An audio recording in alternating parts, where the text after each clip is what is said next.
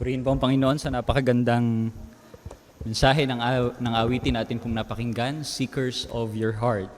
It reminds us of a verse from Psalms chapter 111 verse 2, "The works of the Lord are great, sought out of all them that have pleasure therein." So, purihin po ang Panginoon. Kayo po ba ay nandiyan pa? Yan. So, salamat po na sa kabila ng mainit na panahon, tayo po ay naririto. Biyaya din po na tayo naka-aircon. Ang atin pong ilang kasama ay, I think, kasama po ng ating pastor sa anniversary po sa Lipa. So, ngayon po ay, syempre, kahit po sila'y naroroon, alam po natin na may pagpapala sa pagsama po doon, but the same time, tayo rin naman po may pag-aaral po dito, and I hope maging pagpapala din po. This is our family Sunday. And every time that we celebrate this type of activity, we then focus on the discussions about our family, syempre, and kung paano natin mapalalakas o kung paano natin mapatatatag ang atin pong bawat pamilya dito po sa church. Because as we understand, as a leader po ng mga kabataan, one thing that I realized pagdating po sa families is that when sometimes kapag nag-iisang ang kabataan and ang family in many cases ay hindi niya nakakasama, then napakalaki din ng tendency na, alam nyo yon, tumigil na lang, magpahinga, manghina. It's because of maybe, in a way, the lack of encouragement coming from the family itself.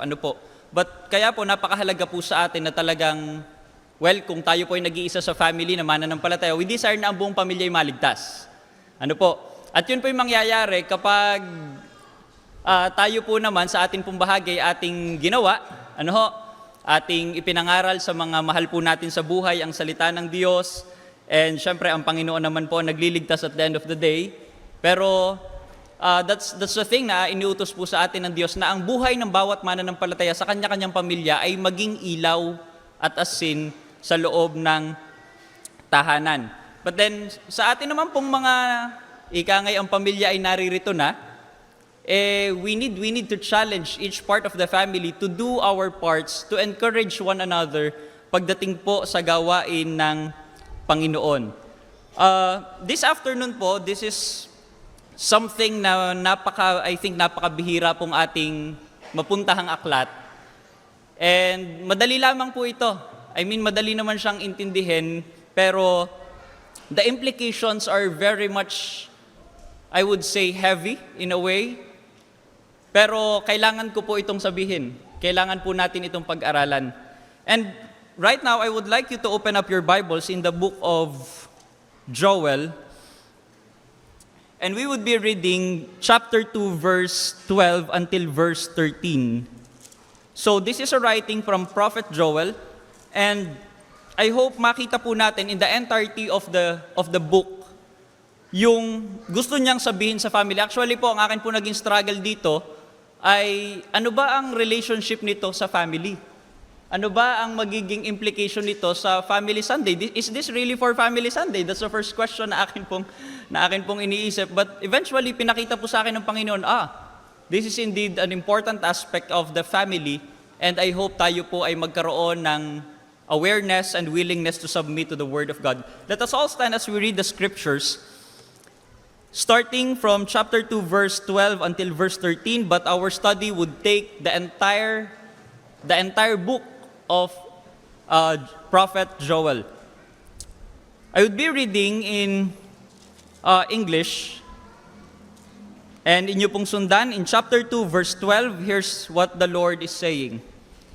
"Yet, even now, declares the Lord, return to me with all your heart, with fasting, with weeping, and with mourning." Verse 13, this is very interesting. Tingnan niyo po ito. "And rend not your hearts, and not your garments."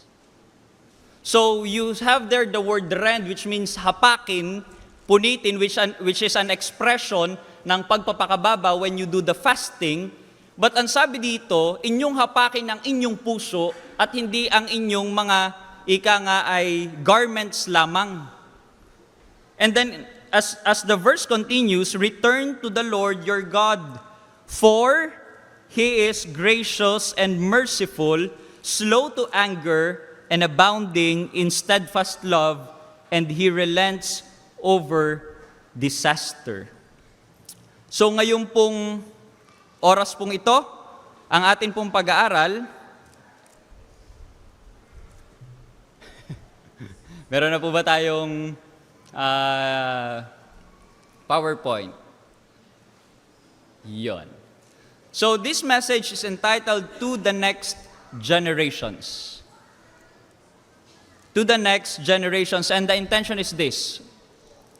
Kung may isang bagay na ipinapasabi ang Panginoon through Prophet Joel, ano ang gusto niyang sabihin to the next generations? Tayo po'y manalangin, Panginoon. Salamat po for your grace to this church,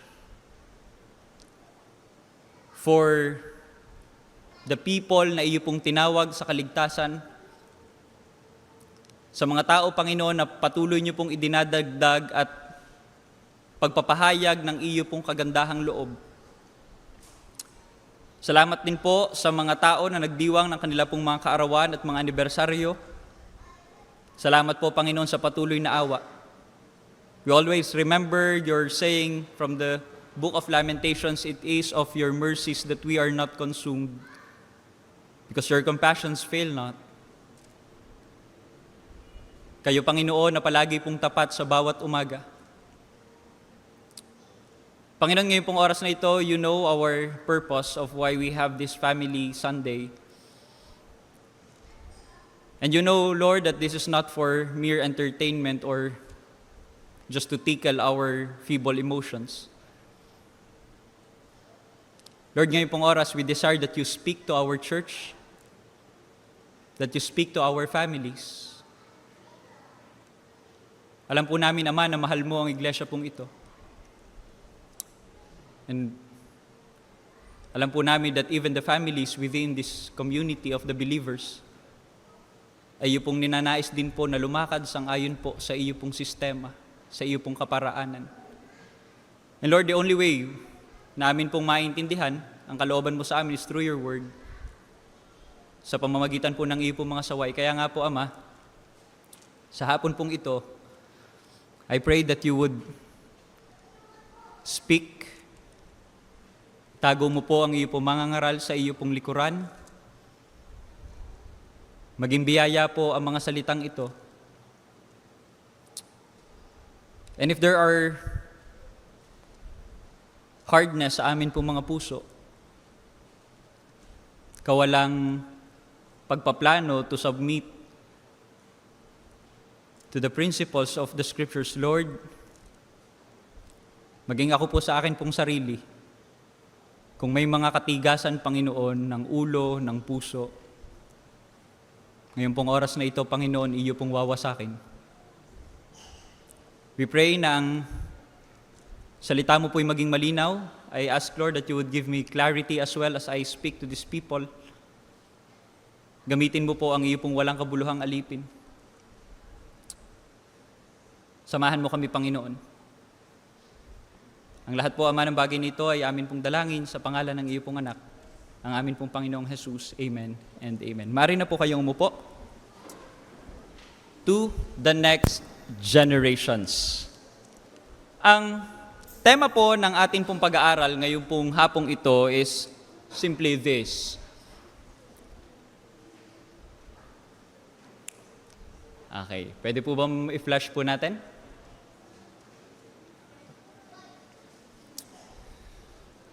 So, as I read, God confronts with judgment, invites genuine repentance, and reveals the future that awaits all, glory or destruction. Sa Tagalog po, gusto ko pong sabihin from the book of Joel of this major theme, ang Diyos po ay kumukumpronta. Ano po? Ang Diyos po ay kumukumpronta sa pamamagitan ng paghatol. Pero gusto rin po nating ipakita ang kanya rin namang panawagan at imbitasyon na tayo po ay magsisi.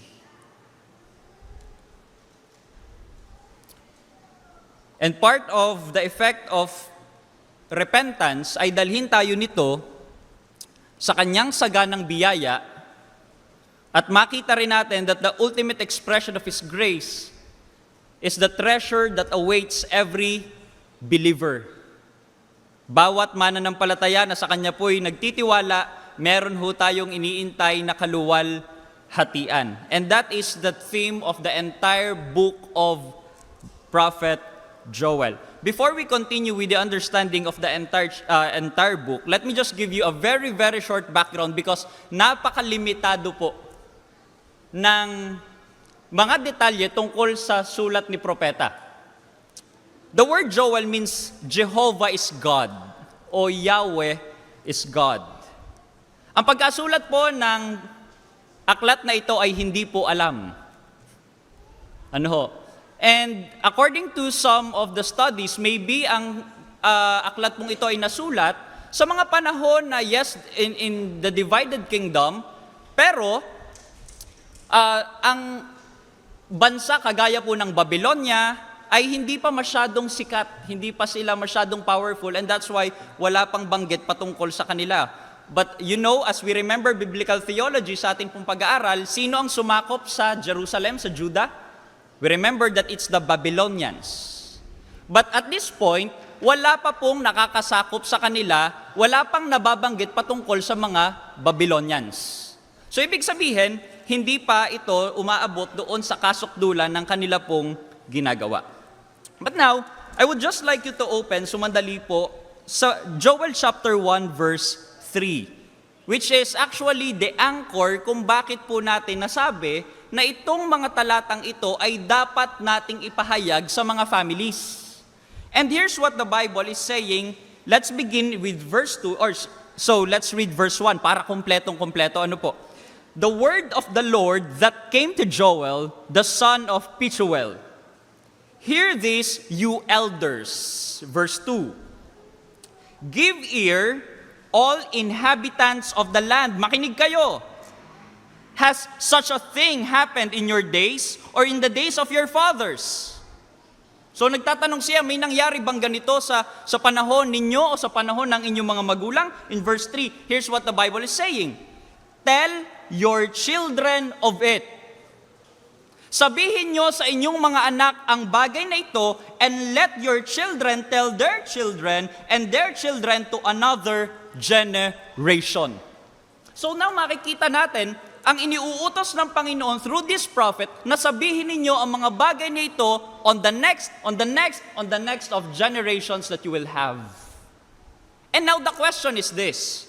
Ano ang gusto ng Panginoon na sabihin sa henerasyon ng mga Hudyo na kailangan nilang ipasa sa salit-saling lahi? Let us begin with our first point. Things to remind the next generations. As we go on chapter 1, makikita po natin dito ang isang tema. Starting from verse 4, meron po ditong tinatawag na pestilence. Ano po? Meron pong pagdagsa ng mga insekto, at sa English ang nakalagay ay locusts. Hindi po yun yung mga taong wala sa katinuan. Iba po yun. Ano po? Locusts, which refer sa mga, grasshoppers. So you begin in verse 4, what the cutting locust left, the swarming locust has eaten. What the swarming locust left, the hopping locust has eaten. And what the hopping locust left, the destroying locust has eaten. What does it mean? Actually po, dito nag-uusap-usap ang mga theologians if ito ba'y tumutukoy sa 4 na uri ng tipaklong o sa 4 na uri ng insekto. But regardless of what the interpretation, pagdating po sa passage na ito, the main thing na ipinapakita is that there was this pestilence at may dumating na napakaraming tipaklong, napakaraming locusts. And ang naging epekto was kind of impactful sa harapan ng mga Hudyo. Now, let us see in this passage kung ano ang theme po nito. Well, hindi natin mababasa lahat ang mga verses. Well, I'll just walk you through kung ano po ang ibig sabihin ng bawat bahagi para ho tayo makatapos. Ano ho? Pero, gusto ko pong makita po natin, as we understand this is coming from chapter 1 verses 4 until chapter 2 verse 11. Ang tema lang po diyan, merong mga grasshoppers, merong mga locusts na dumating, pero this is very important. Why? You know, some people, kapag may nangyayari sa ating bagay at times, kahit nga mga believers, when there are uncertain things, when there are challenging things, problems, maybe trials, and then sometimes we tend to think, this is just something that is random. Parang okay lang sa dyan. Ika ngay, pag minamalas ka nga naman, minsan napapaimik din tayo ng ganoon. Pero, dito po sa bahaging ito, I think one of the things na dapat po nating maintindihan, the first question is, bakit kailangang sabihin ito sa mga susunod na henerasyon? Anong kinalaman ng dami ng tipaklong na ito sa mga henerasyong susunod? Well, the first thing na gusto ko pong ating makita before I give you the point is that this is the idea of these locusts. God judges His people by sending these locusts. Ano po? That's the very idea of this passage. Na nagpadala ang Panginoon ng ganito not as a random way, not as a ay nagkataon lang dahil lang ng masamang weather. Sometimes we just think like that. Ano po? We don't think theologically. We don't think, most of the time sa parang Kristiyano, we don't see things in the lens of the Bible. Para rin tayong unbeliever minsan, Kaya nga minsan, mali pa nga Na-interpret naman na Diyos ang may gawa, pinapalo na, sabi nga ni brother, pinapalo na, akala pa, pagsubok ito. So, at least na-interpret naman niya according to the Bible. But at times, people tend to think na parang, random lang ito, sadya naman nangyayari, and there are things like that. Pero, what God is trying to say to the people of Judah at this point in time is that is my judgment. And now, ano ang naging effect nito? The pestilence had a massive impact on the lives of the people. Ano nangyari? Agricultural devastation, yung kanilang mga pananim nagkandamatay, yung kanilang mga baka, kanilang mga kabayo, lahat ay nagkandamatay, naubos. So ano ang effect? Yung kanilang ekonomiya, bumagsak. Para mga Pilipino ngayon, Diba? Paano nga ba natin i-interpret theologically nangyayari sa atin pong gobyerno, Yeah.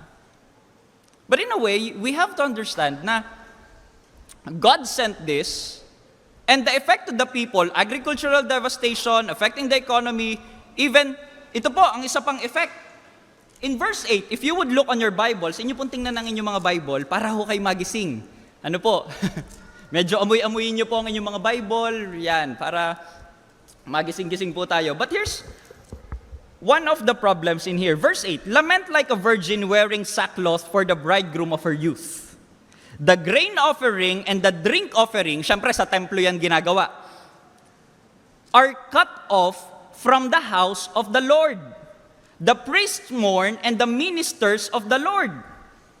The fields are destroyed, the ground mourns, because the grain is destroyed, the wine dries up, and oil languishes. What it means to say, even yung worship, nagkaroon ng tinatawag na disruption, nagkaroon ng tinatawag na problema because of this invasion ng mga locusts.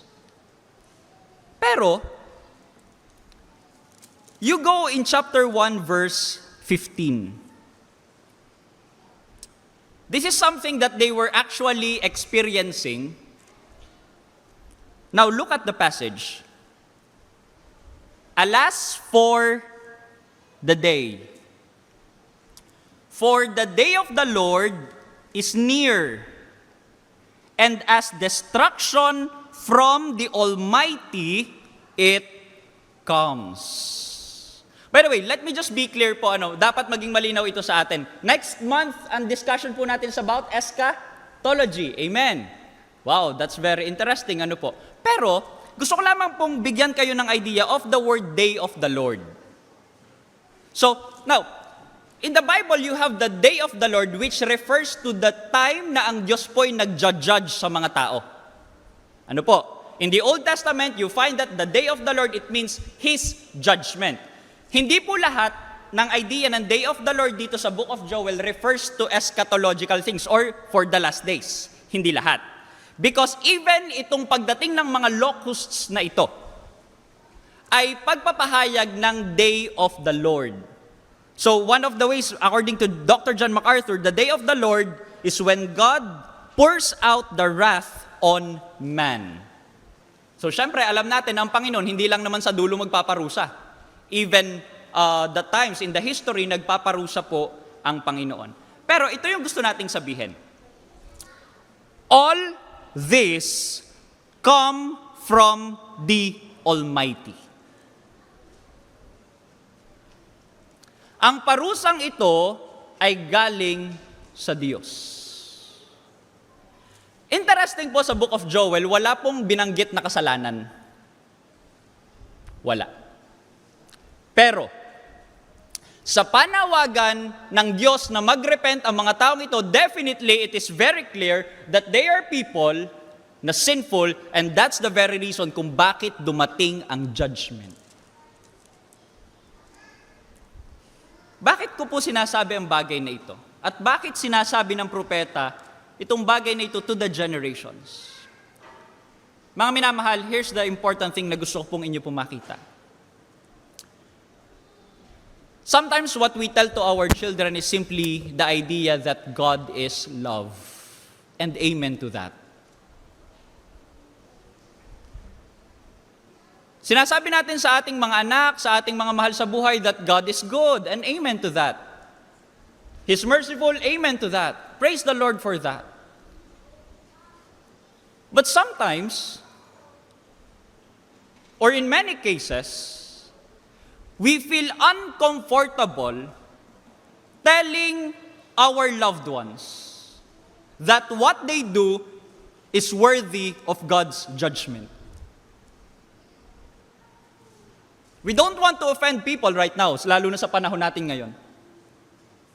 Naalala ko yung isang mangangaral, si Dr. Sino bang expositor yon? One of the things na kanyang binabanggit is that, do you mind na nakaka-offend ka ng mga tao? Interesting ang sagot niya, yeah, when I speak the truth, I intentionally offend people.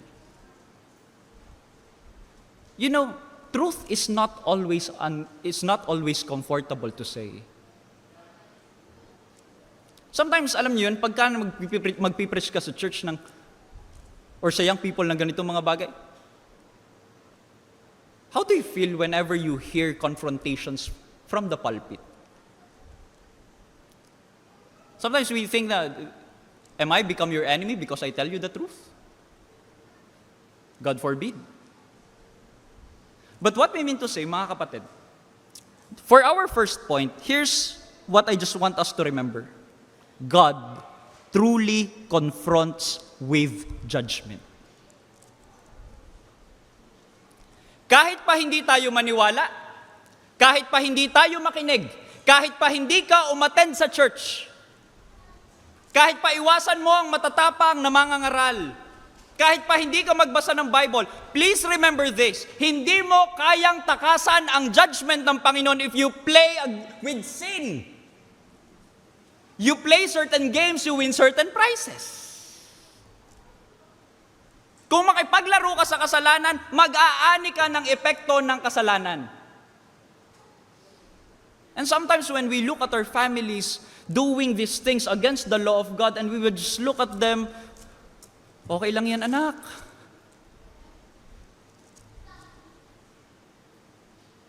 You know, we need to instill our children that God is serious against sin.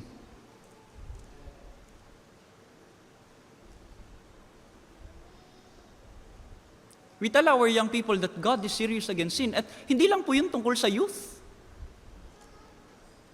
Even tayong mga matatanda. Sometimes we feel na pag tayo ay may edad na, parang you can never confront me. I know what I'm doing, no? Because when you play with sin, kagaya rin ito nga mga ito, sinasabing bayang pinili ng Diyos, they reap the consequence of the things that they do. And what I want to tell the people, what I want to tell the families right now, let us tell our children that there is something called as consequence. There's such thing as judgment that can happen when you play with sin.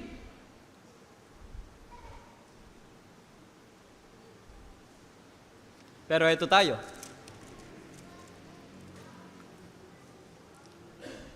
We become lawyers of our own wrongdoings. You know, pag binabalikan nyo itong passage na ito, God can use even locusts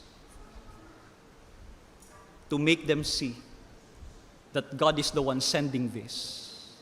You know, sometimes we tend to think that we are good enough to hide our sins. Na parang ang tatalino natin para iwasan ang kayang gawin ng Diyos sa atin. But let me tell you, hindi mo kayang talinuhan ng Diyos. Kahit pa ikaw ang pinakamagaling magtagong kabataan, kahit pa ikaw ang pinaka-active while hiding the sins in your life, then judgment will come. Mga minamahal na magulang, if our children is playing with sin, are you willing to confront that sin in their lives?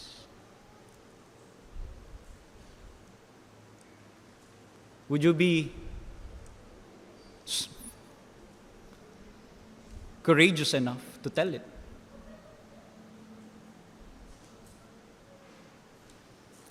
Alam niyo po, sa amot-sari ng pinagdadaanan ng kabataan, nag-usap tayo, ano po?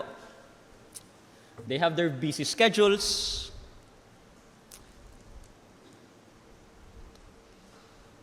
They have a lot of temptations on their phones. Schoolworks. Naniniwala po ba kayo na ang panahon natin talagang mas magulo ngayon? Pero bakit habang gumugulo ang panahon na dapat mas tumitingkad ang pagsasaway, bakit nawawala ang pagsasaway? Bakit habang dumadami ito, lalo tayong nananahimik? What I would like to say is this: when we do that, when we fall on that trap, we are inviting the judgment.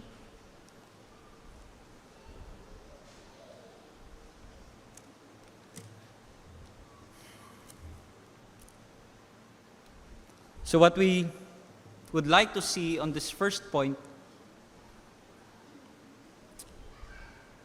God truly confronts with judgment. Mga minamahal, kung tayo po ay nakikipaglaro sa kasalanan ngayon,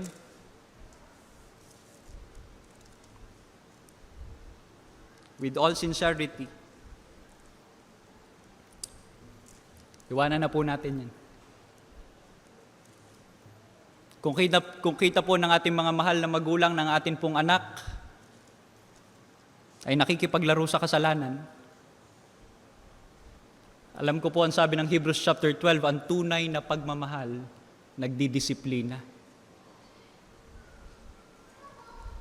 Yun daw hindi dinidisiplina, hindi mahal. Mahal niyo po ba ang inyong mga anak? Then we need to act. We need to say, we need to speak up. We need to confront because we love them.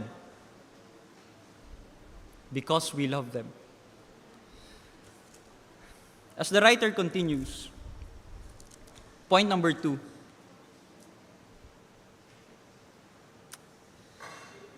Chapter 2, verse 12. Here, God calls for genuine repentance. Sa totoo po, may 3 lamang pong sections itong aklat na ito, and the theologians agree over it. 3 major divisions, and I just follow those divisions. So, as you go in verse 12, here's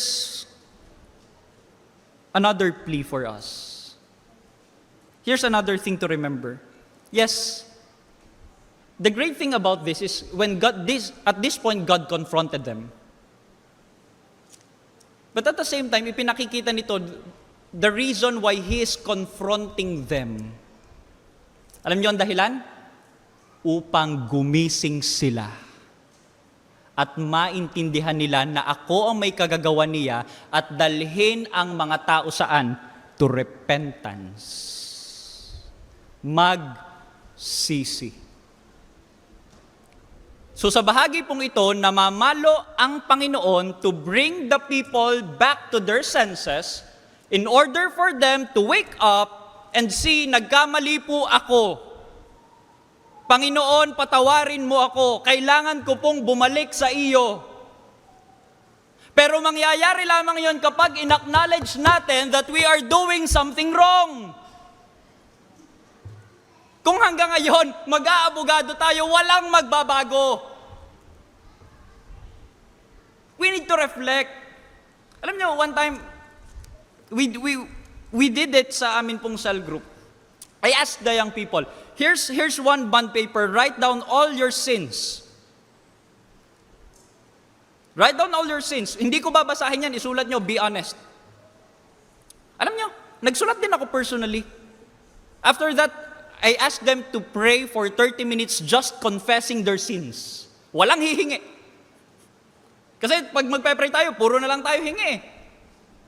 But sometimes we forget na mag-reflect sa ating mga sarili, Panginoon, tama pa ba ang puso ko sa iyo? And then, nung ako po'y nagsusulat, the more I see, wow, oo nga ganito ako eh. At ang haba ng pahaba. At na-realize ko, these are things na hindi ko masyadong binibigyang pansin. Ngayon ko lang naisip to. Paano ako magbabago? Paano ako masasanctify if I don't give ikangay awareness on these things? Now, ano ang ginagawa ng Panginoon? Kagaya dito, namamalo siya. Sa kanyang pagpalo, ang idea, upang gisingin ka. At alam niyo ang idea nito? Mercy. Kaya nga nakakatakot yung hindi ka na pinapalo ng Diyos. You see, in the book of Romans chapter 1, ano ang ginagawa ng Panginoon as part of His judgment? God gave them up. He gave them up. Gave them up until lumalim ng lumalim sa kasalanan. He gave them up. Alam niyo, pinaka nakakatakot yung hindi ka napakialaman ng Diyos. Kayo ba'y pinapakialaman pa ng Diyos? Kayo ba'y napapalo pa? Kayo ba'y nakaranas na mapalo? Bay, parang humina ang amen. Ano ho? Abay, ang palo ho ay talaga nararanasan natin eh. At ang matindi, I would say one of the things that God has given us is the sensitivity. Pinapalo ako ng Panginoon. Ano? But the idea is this. Let us just read this. God calls for genuine repentance before restoration. But letter A, return to me with all your heart, with fasting, with weeping, and with mourning. The Lord is calling for fasting, for weeping, for mourning. And then sabi ng verse 13, rend your hearts, and not your garments. What it means to say, we can be somebody seen by people na napaka-humble naman ito, napaka-repentant naman ito, napaka-prayerful naman ito, napaka-active naman ito. But a person can have no repentance in his heart. Pero mukha siyang repentant. Pero sa loob, it's just a smokescreen. Kaya ang panawagan ng Panginoon, ang puso ang hapakin. Ang puso ang durugin. You see, sometimes I would ask you, fellow believers, bago kayo pumunta sa church, bago tayo pumunta sa church, what's your prayer? What is our prayer before coming to church? Or do we even pray? That's another question. Alam niyo, one thing that I always pray for before coming to church is this: Lord, sa araw na ito, as I attend the worship service and listen to your word, durugin mo ako. Show me my hidden sins. Because, we can fake things. We can be someone na pulang-pula yung ating attendance diyan. Hindi ko sinasabing huwag kayong umattend. Ganun din naman pala siya, Brother Aaron. Hindi na. Minsan baligtad din tayo ano. Basta makakalusot ay pilit. Ano? But the question now is this. Kamusta po ang puso natin? I'm not asking kung kamusta ka sa ministry. Kamusta yung mga ginagawa mo? I'm not asking that. What I'm asking is this. Kamusta ang puso mo ngayon sa Panginoon? Ops. Yan nga si brother Ba't ka kay brother agad? Bigay ikaw muna. Ang dami mo agad naiisip na tao Tayo muna. Kamusta ang puso mo? Kasi ako pa yung naniniwala, nananawagan tayo for attendance? Nananawagan tayo for membership? Pero kung ang puso ng bawat tao ay malayo talaga sa Panginoon, hindi yan babalik. Kahit ano pang programa yan, kung wala ang puso niya sa Panginoon, hindi yan babalik. So what we mean to say, mga minamahal, we need to have a heart na na-check ng Panginoon. Panginoon, mali ako hindi ayos ang puso ko, tulungan mo ako, nanghihina po ako. Pero kung ang laman ng puso natin, it's all about bitterness, being a lawyer of our own sins, walang magbabago. But right now, mga minamahal, there's a call for genuine repentance. God calls for sincere, heartfelt repentance in verses 12 to 17. Ang sabi dito, this results in the restoration of their land in verses 18 to 27. Yung pangako ng Panginoon, kung babalik kayo sa akin, ito ang gagawin ko. Alam niyo yung nakakatuwa, kapag kayo nagrepent, ako ang nagpadala ng locusts para magising kayo. Pag nagrepent kayo, aalisin ko yan. At ano magiging effect? Restoration of the land. If you would read the passage, and the resource by removing the pestilence. Ang isa pa, hindi natapos doon. Ang ganda ng mga pangako dito, hindi lamang yung material restoration, ipinakita rin dito, hindi lang yan. Alam niyo po yun, yung mga palabas, wait, there's more. Ganito din ang Book of Joel. Hindi lang material restoration ang gagawin ko sa inyo. Meron pa siyang ipinakita that even us believers are awaiting.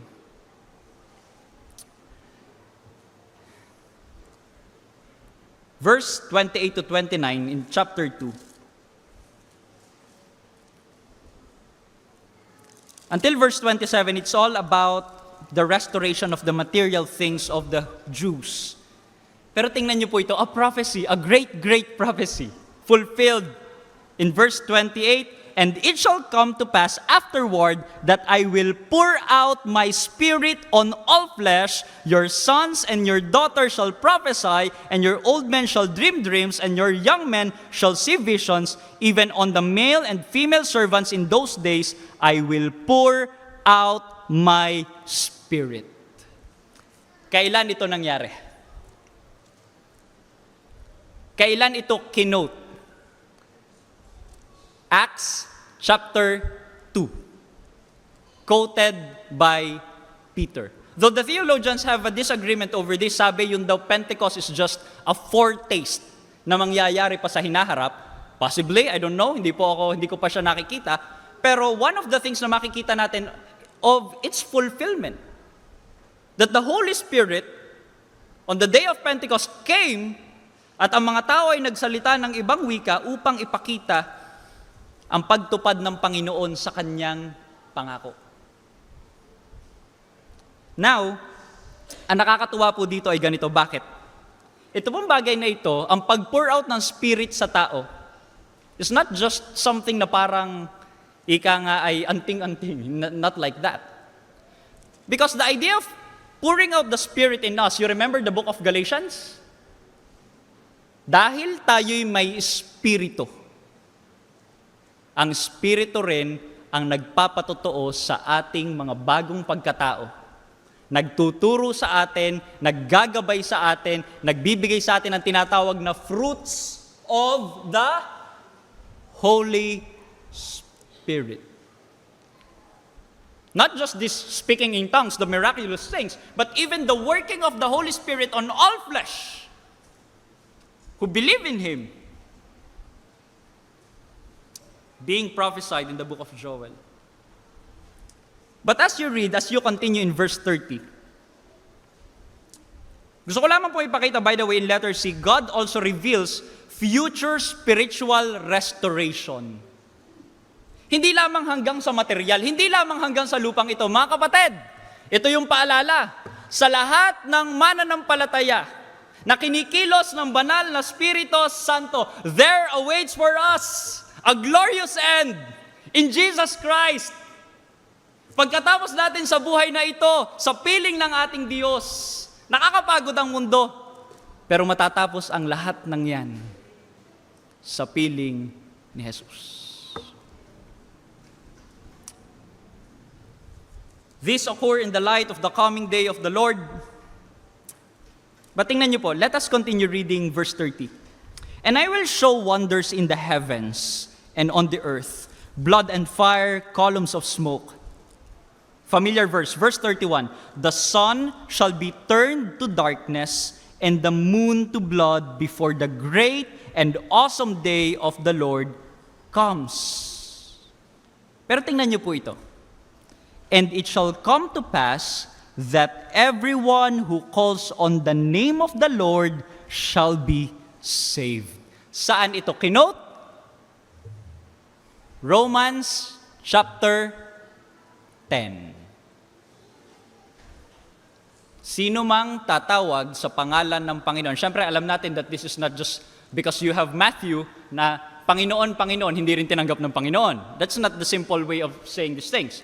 But ang tunay na pagtawag sa Panginoon, those who believe in Him, trust in the name of God, in the name of Jesus Christ, they would be saved. But ang sabi dito, bago dumating ang kakilakilabot na araw ng Panginoon, the day of the Lord, the day of the Lord, bago yung dumating, those who will call on the name of the Lord shall be saved. It means to say, kayo po ba ay nananampalataya na sa Diyos? Amen. Parang nagduda yata tayo sa mga kaligtasan natin Hindi na kayo nasagot. Gising pa po ba kayo? Gising pa. Okay. Are we saved? Amen. So there's a promise for us. Hindi ko alam kung paano nyo tinetake yung promise na iyon. But you know, let us take it in faith. And we know that this is the realities of every believer. The more you read the Bible, you will see everything that is prophesied in the scriptures right now, nag-aaway ang mga bansa. Sa totoo lang, kung inyong evaluate, ito yung nakakatuwa. Nakakatuwa na nakakatakot na nakakamangha. Alam niyo yun? Naggegera ang mga bansa, wala naman silang kaisip-isip sa kung ano-anong bagay, pero uma-align sa Bible. Oh, sabi ko, ba't gayon? Hindi naman sila nag-uusap-usap na sundin natin to ha. Pero uma-align Which gives us the reminder na totoo ang salita ng Diyos. And kung kanyang ipinangako that there is a glorious end for every believer, then that's already assured.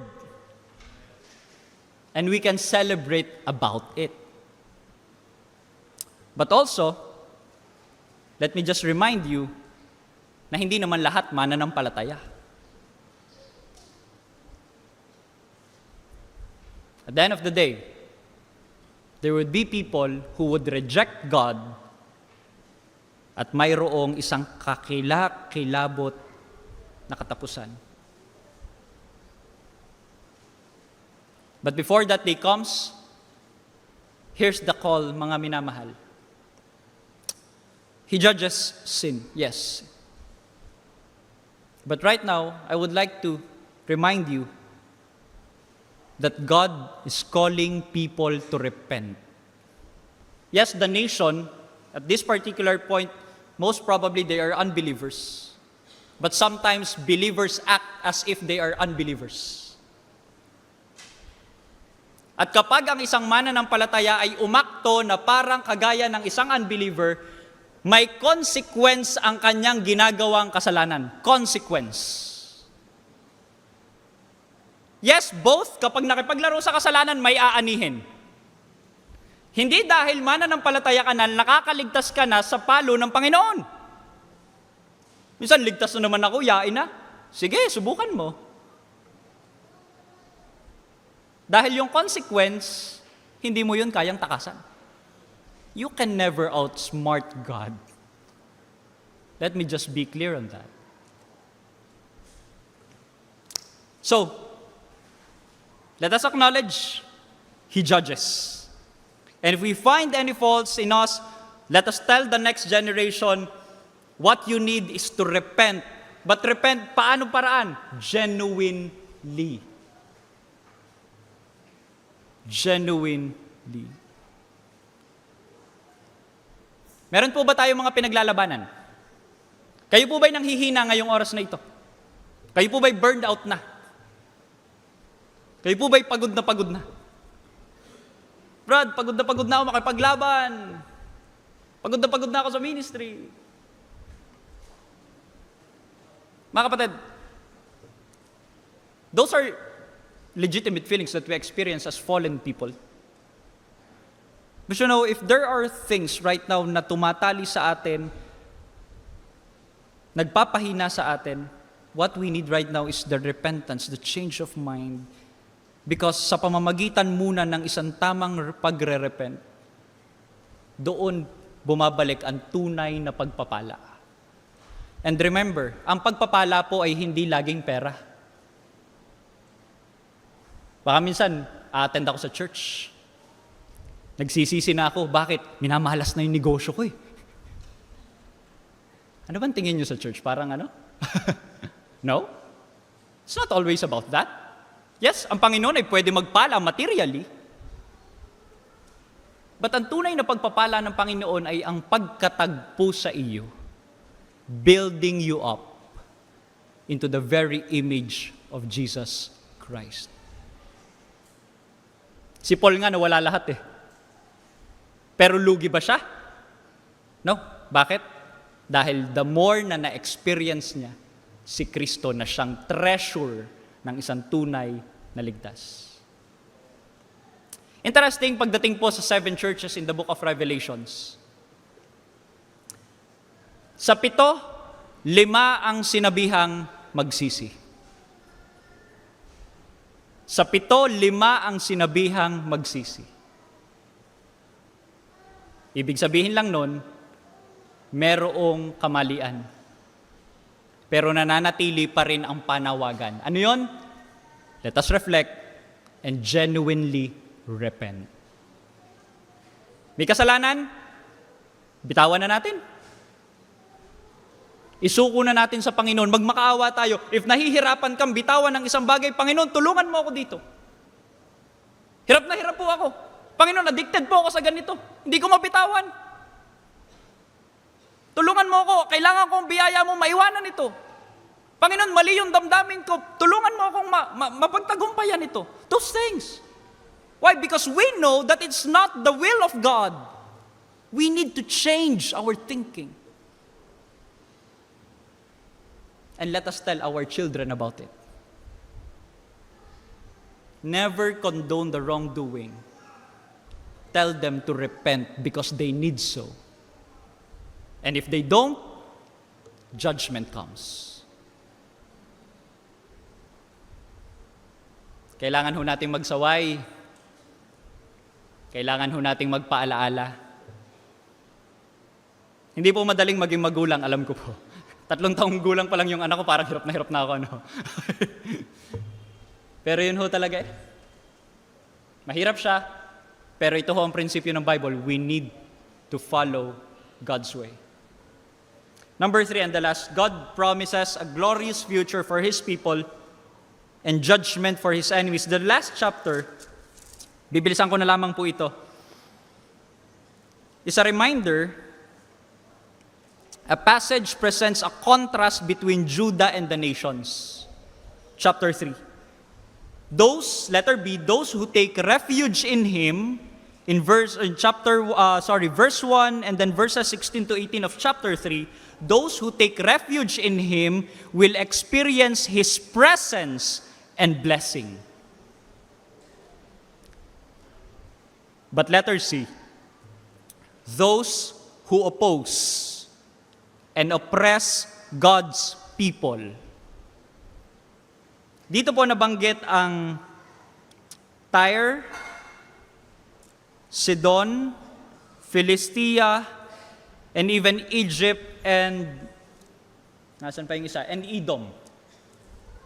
Those countries. Ito kasi mga bansa pong ito, sila rin yung mga ikangay umabuso sa mga Hudyo at some point. Ang iba po dito, actually, naging slave. Kinuha nila yung mga bihag and then ipinagbibili sa mga Greeks. Pero sabi ng Panginoon sa kanyang bayan, yung mga nag-oppose sa inyo at nag-oppress sa inyo, vengeance is mine. They will face His judgment. That's the context of chapter 3. But then, ito po yung nakakatuwa. Tingnan nyo lang ito. And I would end with the third point para mabilis na po tayo. While the passage is talking to Jews, let us open our Bibles in the book of Romans chapter 10. Patapos na po tayo. Gising na po. Romans chapter 10.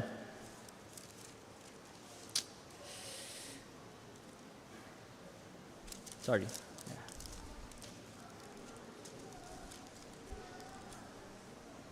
Let's begin from verse 12. Let's begin from verse 11. Here's what the Bible is saying.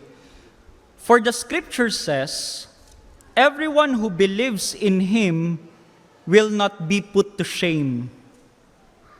Now in verse 12, tingnan niyo po ito. For there is no distinction between Jew and Greek, Hudyo at mga Hintil.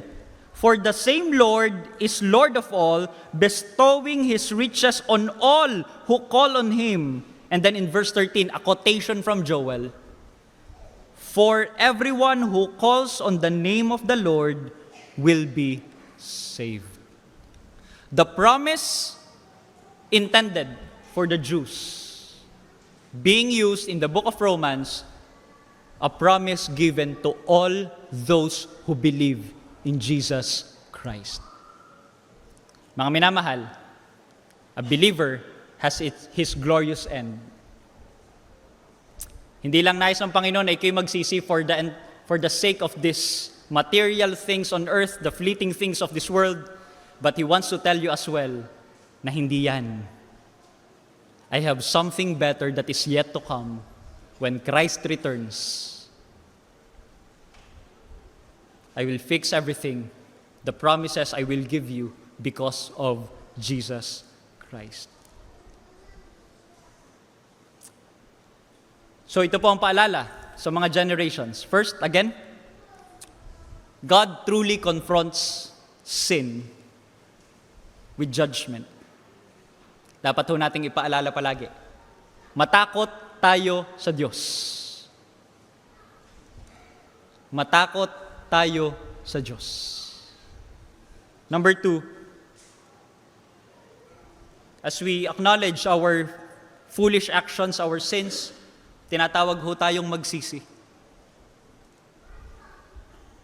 At kapag tayo po ay nagsisi, there's also a reminder of a glorious end na Kanyang ipinangako sa atin. Na lahat ng ating struggles dito sa mundong ito, yes, hindi naman po madali ang pagsunod sa Panginoon. It's a battle. But let me encourage you with this one thing, matatapos lahat ng struggles na yan sa muling pagbabalik ni Jesus. But for now, what you need to do is to follow the will of the Lord. Implications for the family, number 1, tatlo lamang po ito, mabilis lang. Remind one another that God judges wickedness. Amen? Huwag matakot magsabi ng katotohanan. Sabihin ang nararapat. Magsaway kung dapat magsaway. Ituwid ang dapat ituwid. Dahil kapag tinawag na nating mabuti ang masama at masama ang mabuti, ang hatol ng Panginoon ay darating ng mabilis.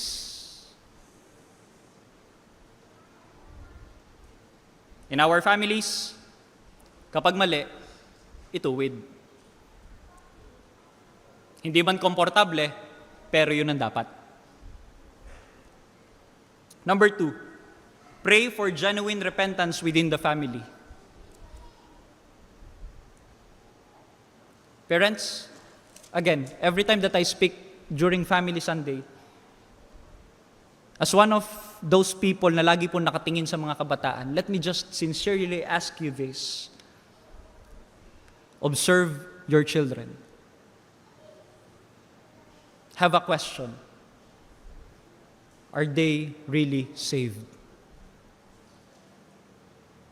Whenever you look at them, talaga bagang ang anak kong ito'y naligtas na? If he's professing. If he's not, then continue telling him the gospel of Christ. But you know, we have a responsibility to do. We need them to repent.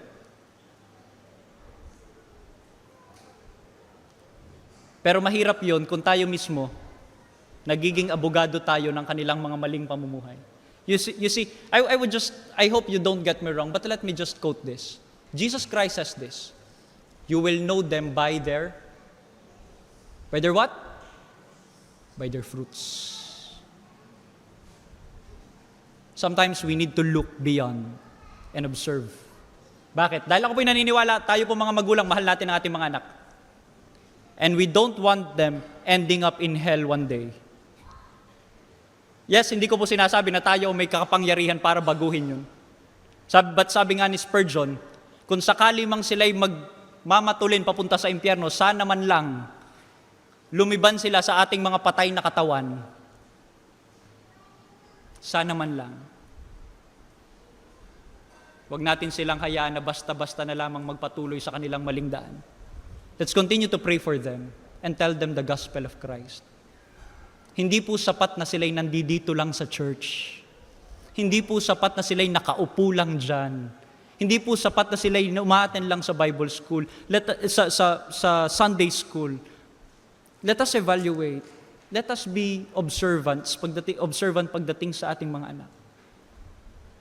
Because as I fear as a leader that there could be a lot of young people who are not saved. And that's a fearful thing. There's nothing to celebrate about it. So ano po ang ating gagawin? Atin pong pagtulong-tulungan.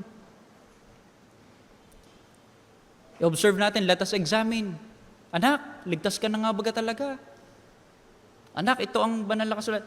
Ang inyo po ba mga anak, nakikitaan nyo na ng interest pagdating sa spiritual na bagay? Kasi minsan nakakatakot, when they just profess, I'm saved. Hindi po ako against sa mga pagtaas ng kamay, pagsabay sa panalangin, don't get me wrong. But let me just be clear, hindi po yun na nagliligtas. If they don't know the gospel at all, then they're going to hell. So don't be fooled by just holding on to the idea that they are saved just because they do this. We need to be vigilant. And this is coming out of a sincere heart, mga minamahal. If I get too sharp pagdating sa akin sinasabi, please don't get me wrong. But what I want to say is, let us take a deeper perspective. Mahal natin ang ating church, mahal natin ang ating mga anak. At ang kailangan po nila ay ang gospel. Kailangan nila ang gospel. So let's pray for the genuine repentance. Number 3, prepare the next generation to stand before the Almighty God.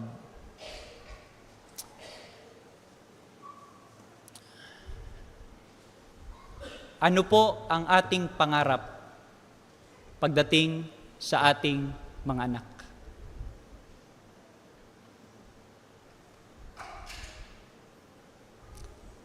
If you would look on your daughters, on your sons, or even to yourself,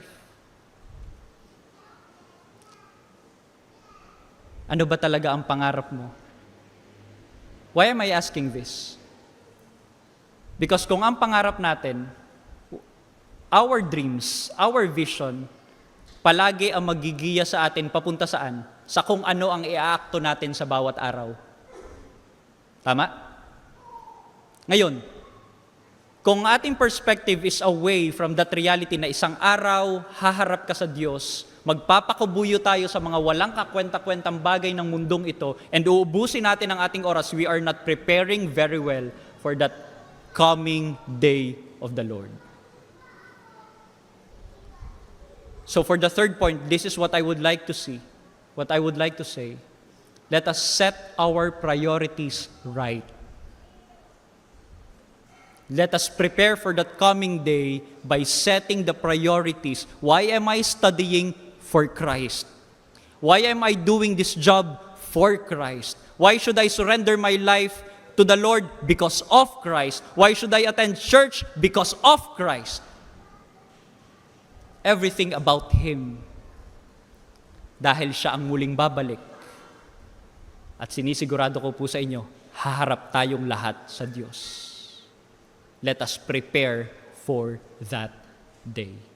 Let us tell the next generation about these things. God confronts with judgment, invites genuine repentance, and reveal the future that awaits all glory or destruction. Let us pray. Dear Father, I don't know kung paano po nakaabot ang mga salitang ito to the hearts of your people.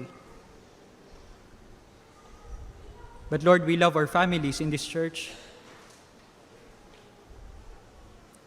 And as we love them, Lord, we know that the only way na amin pong maiipahayag ito ay walang iba kung hindi ang dalhin ang mga mahal po naming pamilya sa harapan mo.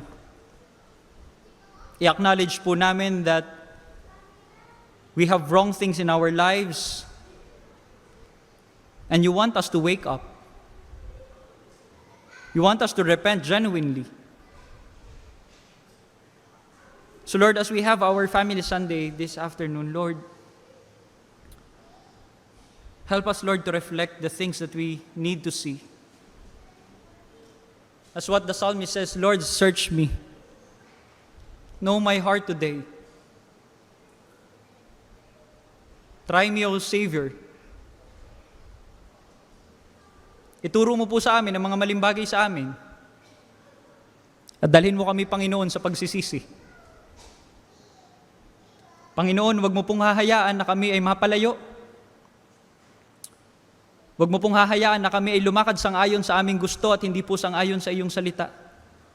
If there is a need, Lord, to discipline us, upang kami magising, Dear Father, Thou knowest, we need your mercy, we need your grace, we need your love. Salamat din po, Panginoon, for the great comfort that we have that one day, everything that we struggle about at this point in time, it will end. We thank you, Lord, for the assurance that there is a coming glory for us in the person of Christ. At sa pamamagitan po noon, pwede po kaming mag-celebrate and we have all the great reasons to be joyful in this wicked world. So, Panginoon, muli po, kayo po ang mangusap. Salamat po sa pagkakataong makapangaral. Salamat po sa biyaya. Kayo po ang naway na itaas.